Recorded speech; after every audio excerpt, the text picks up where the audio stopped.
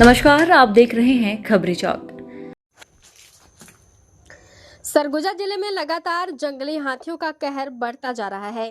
पिछले 3-4 दिनों में ही जंगली हाथियों के कहर से 4 लोगों की मौत हो चुकी है। लुंड्रा एवं मैनपाट रेंज में वर्तमान में 14 जंगली हाथियों का कहर लगातार जारी है। बताया जा रहा है कि लुंड्रा रेंज में 3 लोगों की जंगली हाथियों के कहर से मौत हुई है, जबकि सीतापुर रेंज में एक जनहानि हाथी से हुई है। जिस तरह से लगातार हाथियों का कहर जारी है, उसे लेकर अब वन विभाग के इंतजाम एवं व्यवस्था को लेकर सवाल खड़े किए जा रहे हैं कि क्या आखिरकार वन विभाग सजग नहीं है कि इतने जनहानि हो रही है, अथवा क्या कारण है कि वन विभाग के कर्मचारियों के लगातार सजग होने के बाद भी आखिरकार क्यों ऐसी घटनाएं निरंतर हो रही है। इसे लेकर वन विभाग अंबिकापुर के वन मंडला अधिकारी ने कहा कि सर जिले में सर हाथियों का उत्पात जो है लगातार जारी है सर। पिछले 2-3 दिनों में 4 लोगों की मौत हो चुकी सर। किस प्रकार से हाथियों का मूवमेंट है सर? कितने हाथी जो है कि दल में सर किस प्रकार से वन विभाग का पूरा सक्रियता से वहाँ पर नजर है?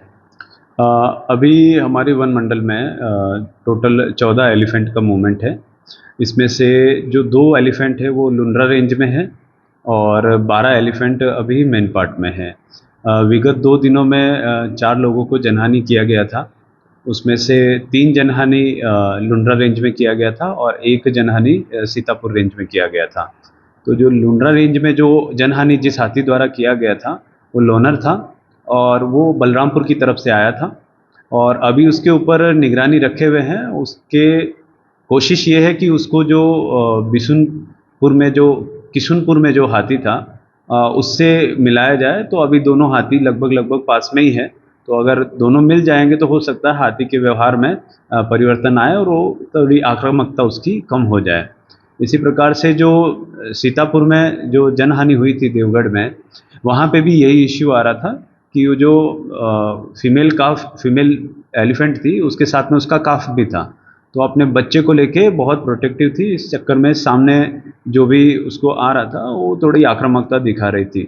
उसको भी आज कल रात को वो उसमें मेन पार्ट वाले दल के साथ मिल गई है, तो आशा है कि उसका भी आक्रामकता अब कम हो जाएगा और जो जनहानि के जो केस हैं वो अभी नहीं आएंगे।